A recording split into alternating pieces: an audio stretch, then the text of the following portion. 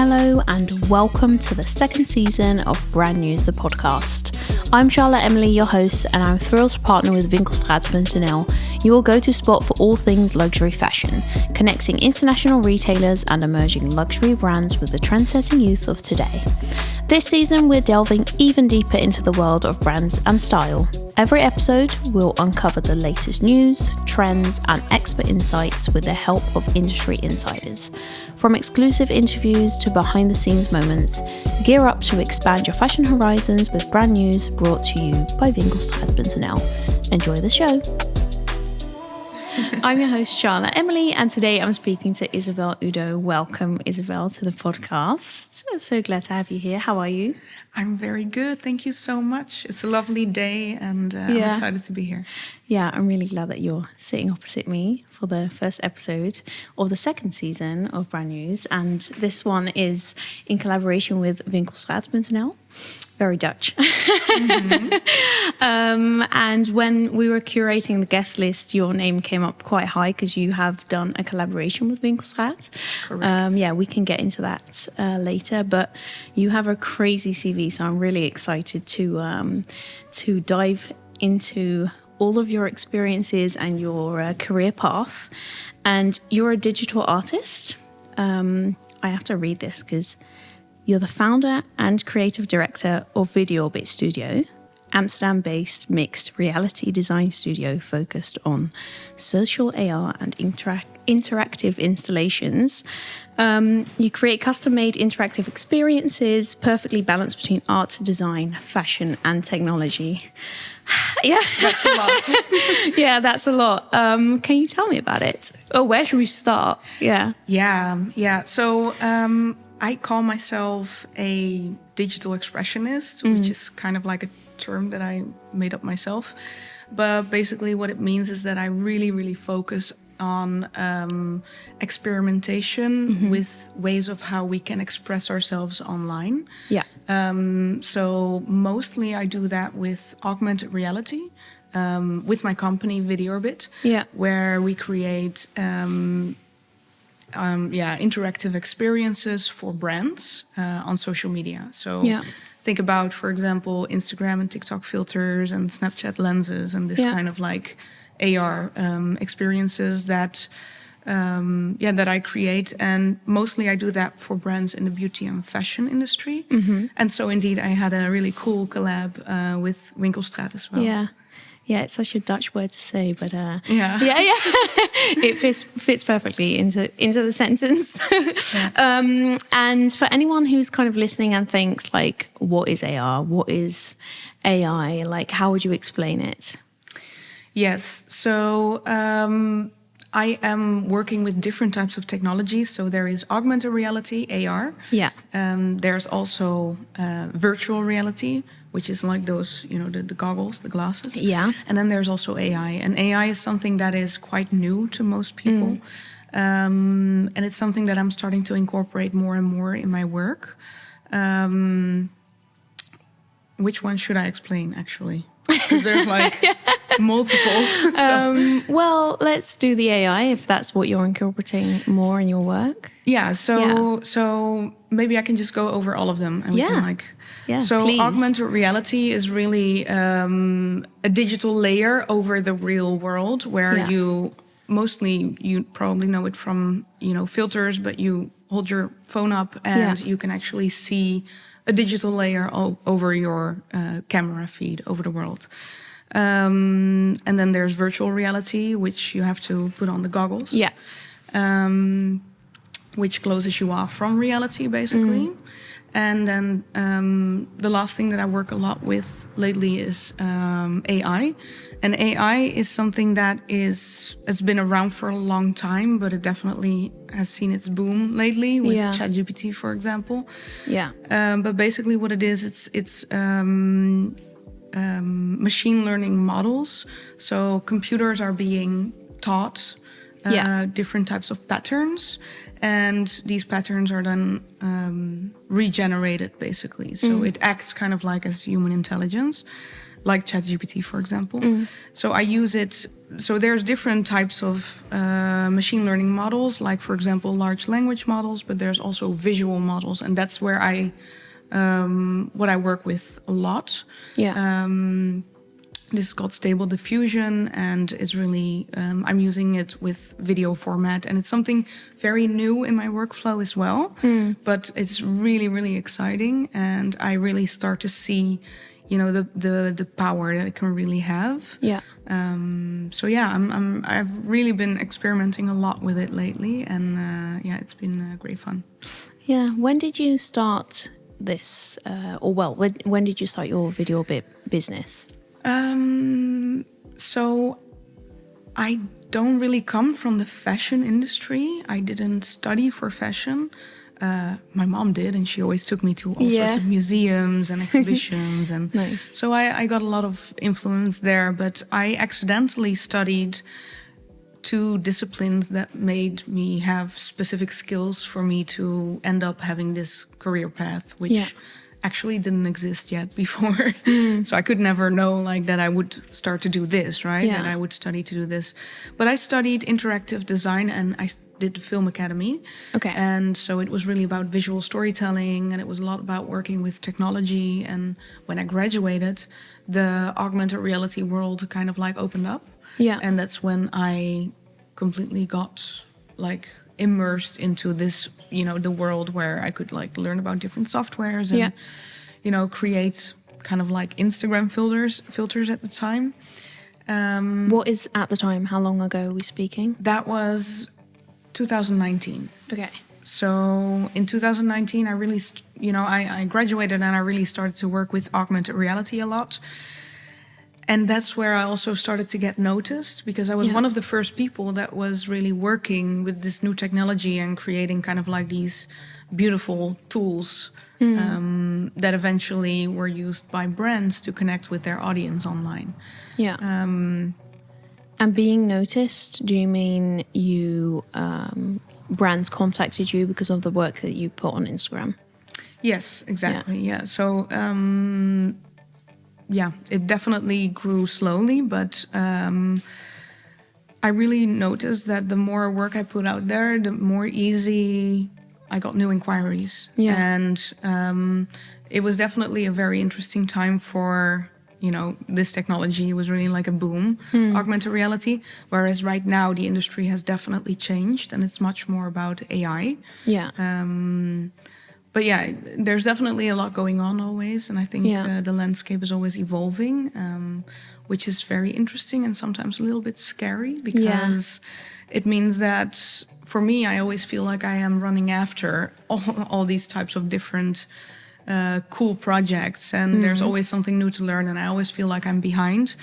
But then I also realize that a lot of people have the same feeling as I have. So it's not only me that feels like this, and it's the technology itself that moves so fast that we all need to kind of keep up. Yeah, true. You've also worked on something really exciting, which is called Future Front Row.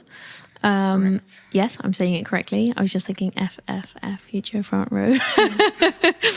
Can you tell us more about this, or the listener who maybe doesn't know what Future Front Row is?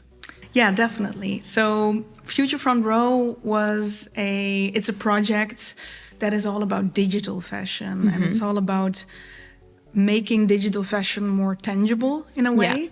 It really came from the idea that, I was actually I was attending all these digital fashion events, and one thing that really stood out to me was that everyone was talking about digital fashion, but no one was really showing it. So in what way? Sorry to interrupt you, but just to back up, what way were they speaking about digital fashion and they're not showing it? Yeah. Everyone was talking about how cool digital fashion is, and it's the future, and it's sustainable, and it's all these type of things, but there wasn't really a way to directly show it to each other. And that's kind of where this idea came from, where I wanted to show digital fashion in a more tangible way. So that means that people can actually go and visit a space where they can see digital fashion. They can actually go to a fashion show. So that's how, this idea was born. And it was very exciting to actually see that the very first show that we did launched in the official program of Amsterdam Fashion Week. Yeah, congratulations. And it was a collaboration with Felix Meritus, the Cultural House in Amsterdam. And we invited 9 different digital fashion houses to come and show their collection in the physical world, which was definitely, a very first for most of for everyone actually. And so we had 4 shows in total, and it was received really, really well. There were very, very, it was a very eclectic runway. With many different avatars and different outfits on the runway. And I think that was the beauty of it, that it was so diverse. And, one avatar was kind of like an alien dancing, and the other was on fire, and there was another one floating. And amazing. for, all these different ways of expressing were really coming together in this one show. Yeah. That was just really exciting for a lot of people. Yeah. Where did the inspiration come from for this project? I think it came partly also from the fact that I'm a digital artist myself, and I wanted to kind of like create a stage for other artists and other, fashion houses, digital fashion houses in this sense, to show their work in a new way. So it's also about the experimentation of how can we express ourselves again. And also about creating a stage for smaller designers to show their collection. So it was kind of like, coming from this place of like, how would I want to show my work? Yeah. Kind of, but and then in the end, for me, it was just a very gratifying way of kind of like also giving back to the community. And that's really inspiring. Your mindset. Yeah, well, thank you. Yeah. Absolutely, yeah. Nice. What is it exactly that you feel that your company does for the industry? So you just touched on giving back to the community, which you definitely do. But how would you say that your company fits into the industry? That's a good one. So for me, I think a lot of the work that I do, it's in multiple different directions. Yeah. So I work with my team with videOrbit a lot on marketing campaigns that are really focused on social media and that are a little bit more flashy. Which I really love to do, but it's also for me to, to make sure that I can, pay people at the end of the month, and, that I can actually keep up myself. And then additionally to that, there is these types of projects like Future Front Row, where I can really put in my passion and create something new and experiment and work together with other artists to, create something new and exciting. Yeah. So there's multiple ways of how I go about it, and sometimes the balance is kind of like skewed. Yeah. But generally, I'm really happy, and I'm really I feel really lucky that I am doing what I do, and that I can be my own boss and work for clients, and also do my passion. So there's, I feel like it's definitely a balancing act, and sometimes it's not in balance, but for now it's still like balances out in the end. I noticed that you also work with quite a lot of international names, clients, let's say. How do you curate your own clients, and how, like, kind of what things do you decide on if you take on a project? What's important to you? That's a good question. I asked like 3 in one go, actually, so you can just take them one by one.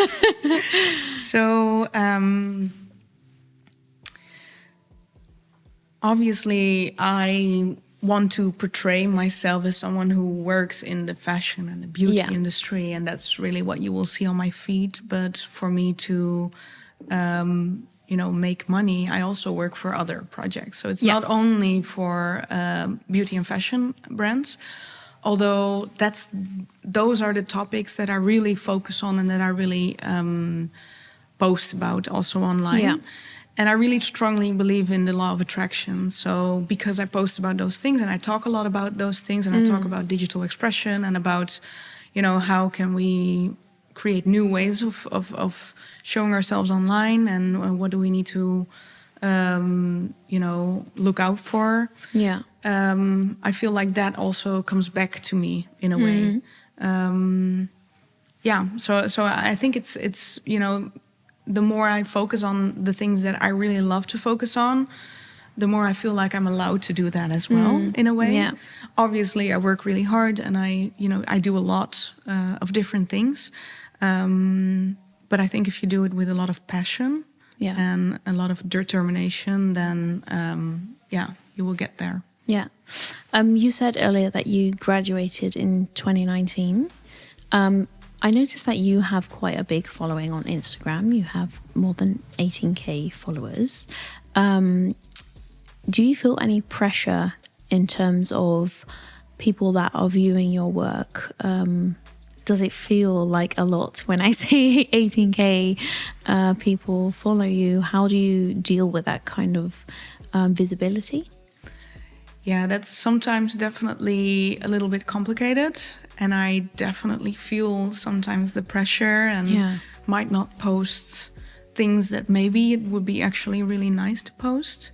Yeah. So I definitely struggle with that. And you bringing this up actually is another motivator for me to keep going, because essentially how I started my career is by posting a lot and by posting also my successes, but also my failures and my experimentations. And I think that's something that throughout the years I kind of stopped doing, where maybe that's also the thing that people love to see. People love to see, experimentation and who is the person behind all of this, cool and colorful things that you see online. So yeah, in a way, this is a really good motivator. May I ask why you stopped posting more then?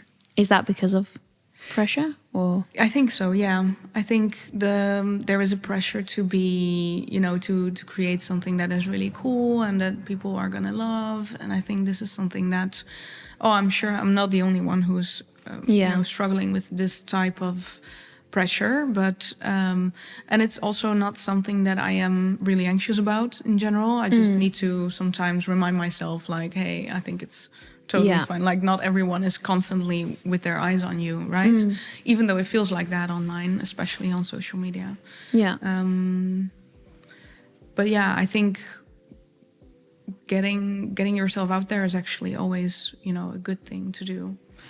Do you feel like the pressure that you just described is more, or maybe feels more if you have a project in the fashion industry versus a project outside of it? Is maybe it like in the a way, industry? Yes. Yeah. Maybe in a way, yes. And maybe I don't even know if this is like a good answer or a bad one, or but I definitely feel a difference in industries of like the AR industry, the marketing industry, and the fashion industry, and also the digital fashion industry. There is differences there, and I think a lot of people are definitely trying to, outshine each other in a way, and there's definitely pressure coming from that as well. But I think in the end of the day, it's important to just look at your personal life and maybe also go offline a little bit to make sure that you detox from that feeling of like trying to always, look very shiny, basically. Yeah. So, yeah, I definitely see some differences, but yeah, we're all humans, right? And we're all like, humanity as a whole is like, it's not that different in the end. I think, maybe because all of your work is online. and obviously you also have maybe a personal life online. Is that what you mean? Like the split?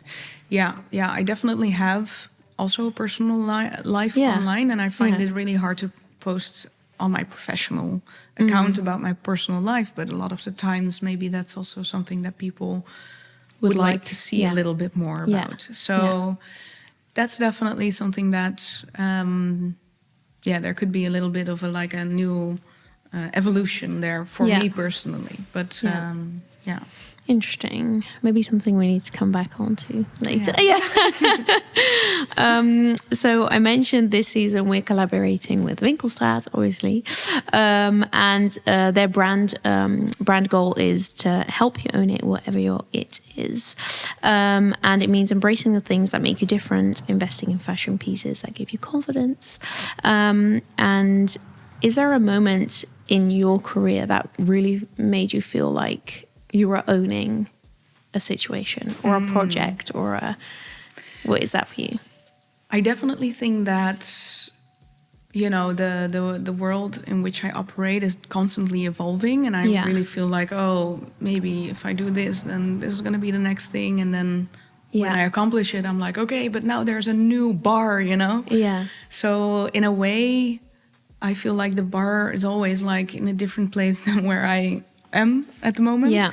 But in the other way, it's also that if I really reflect back on like all the things that I have done, I can definitely look back and really be happy that I was able to kind of like, make a little wave in the world of like technology or digital expression, or that I could actually like contribute in a way. Yeah. And I'm definitely proud of that. Yeah. But I don't see that as like the final station. I definitely am already looking forward to different projects that are in the pipeline that I cannot talk about yet. But ooh, that's exciting. that are also really exciting. And I think for me,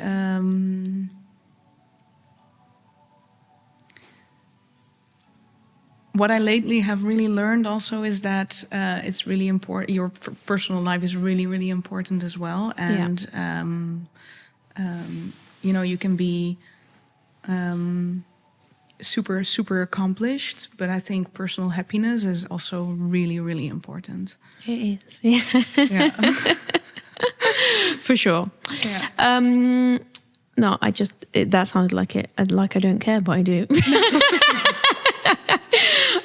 I want to highlight some of the brands that you've worked with because when I was preparing for this conversation, I was listing all of the brands that you've worked with. And I just want to make sure to name them here because it's crazy. Dior, Kilian, L'Oreal, Cosmopolitan, MAC Cosmetics, Versace, Armani, Burberry, Tommy Hilfiger, Calvin Klein. The list seems to go on and on. Yeah. What's been your favorite collaboration? Ooh. Well, first of all, if you're sharing this list to me, I still cannot believe that these are, projects that I was able to work on and that I was really honored to work together with these type of brands. But I think one of the projects that I really hold dear to my heart is a project for Burberry, which is called Super Bloom. It was to celebrate the Jubilee of the Queen at the time, 75th Jubilee.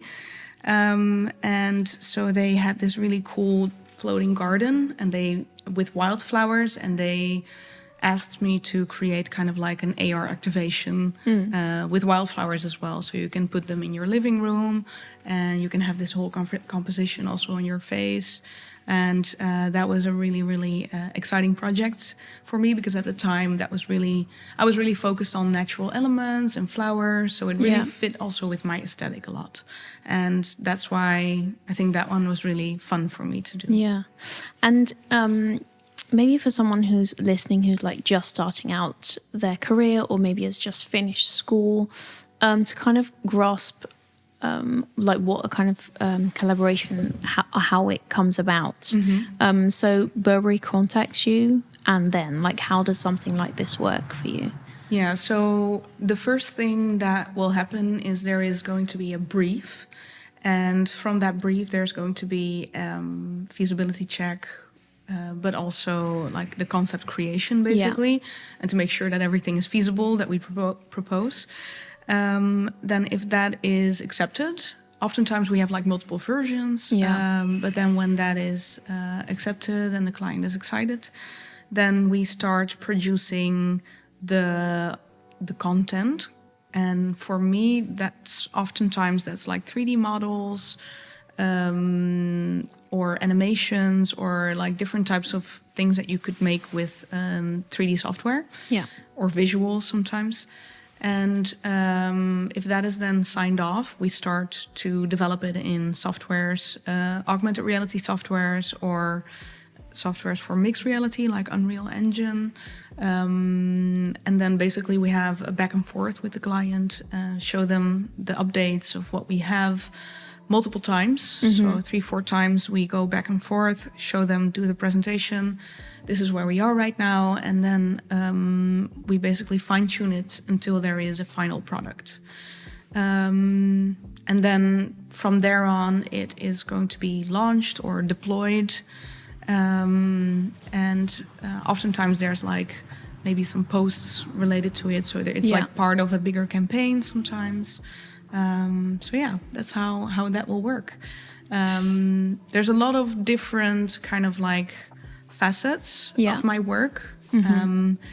That I think it grew really over time. Our whole process of how we work, it really grew over time, and it went with trial and error.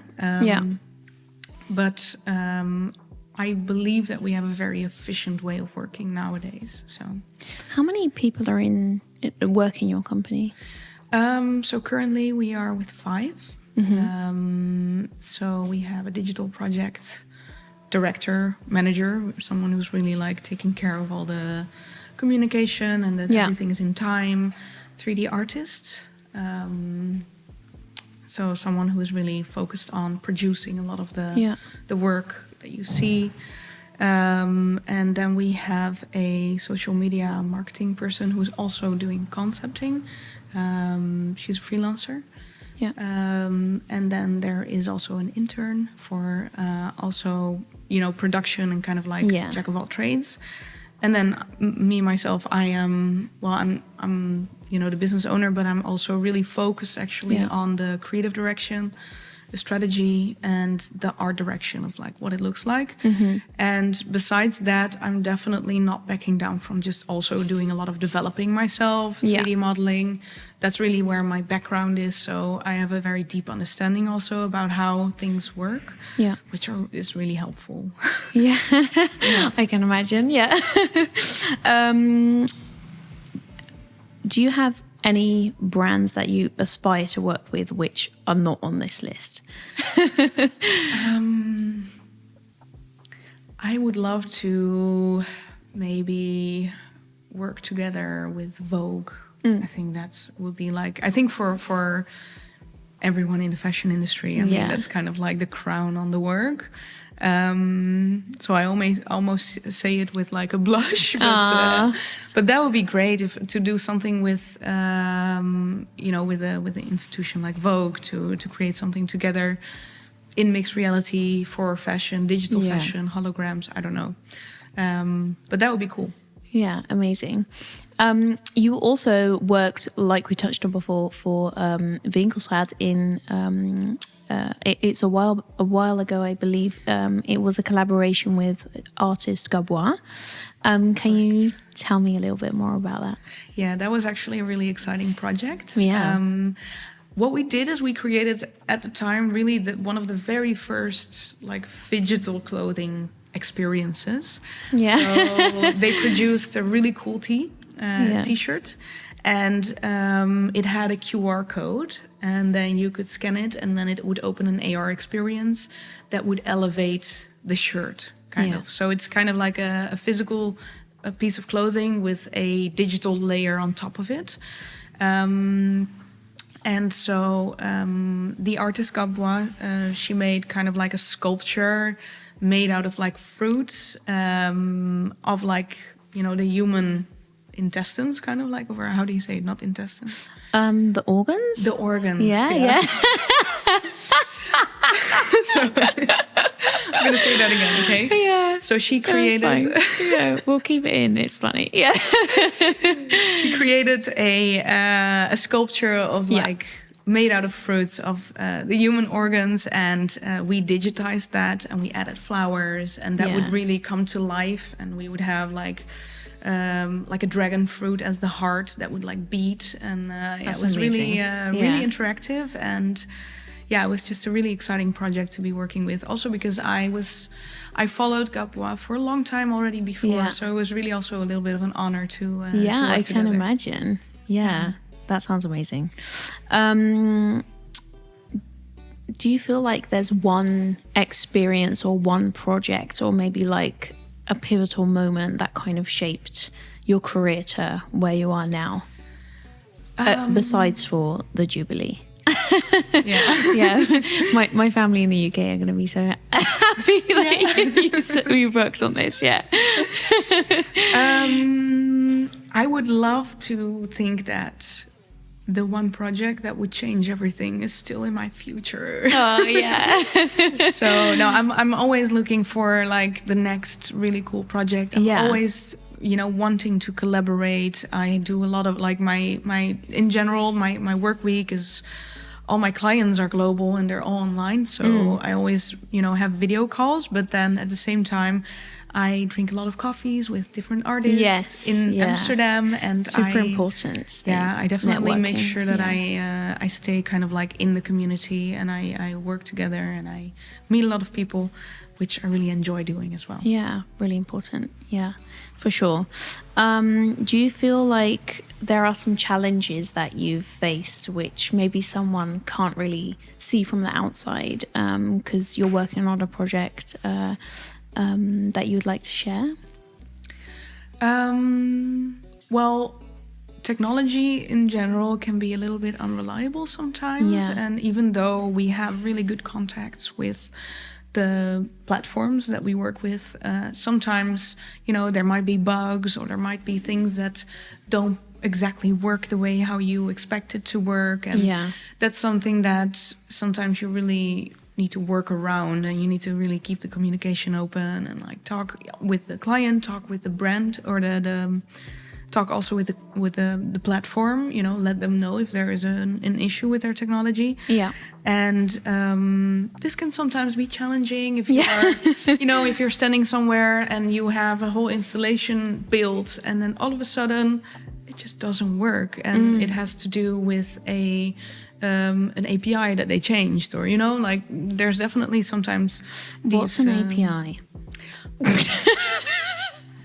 An API is kind of like a communication script tool that works with different platforms. So imagine that we have a lens on Snapchat where you can see what is the weather of today, and that, so the Snapchat technology talks with the weather API through an API. With the weather institution through an API. So that's kind of like a live link, kind of like through different softwares, a network. And it's crashed on you before? Yeah, I mean, sometimes things like that crash. Or things like that it just happens that sometimes things like that break, or sometimes even hardware elements that might not work or function in the way that you expect. But I think that keeps us all on our toes, and it makes sure that we have very exciting and you know, days that are filled with things happening. So in a way, it's also exciting because I really see my own work, especially the development, as kind of like forever ongoing debugging is what it's called. So making sure that there's no bugs and, you know, solving problems basically, which I enjoy doing, so that's good. Never a dull moment. Yeah, exactly. Yeah. Oh, nice. Is this, I was going to say, I want to ask you another question. Do you feel like, because you said when you studied, you went into this direction, not on purpose, right? Yeah. Correct. But do you feel like, do you plan out where you want to be? Do you work with like, oh, in 5 years I want to do this, in 5 years I want to do this, or is it taking its natural course? So when I studied, my profession didn't exist yet at all. Yeah, exactly. So in a way, I could have never imagined that I would be doing what I do now. So what I can say is that the way how I see my own career path is really maybe not focused on the exact details of it, but more like in, the bigger lines of like which direction I want to go. For me personally, I would love to stay independent. Yeah. I think that would be like one of the things that I would always want to focus on, to be an independent person with maybe a team or like, a group of people that are working together. That's really important to me.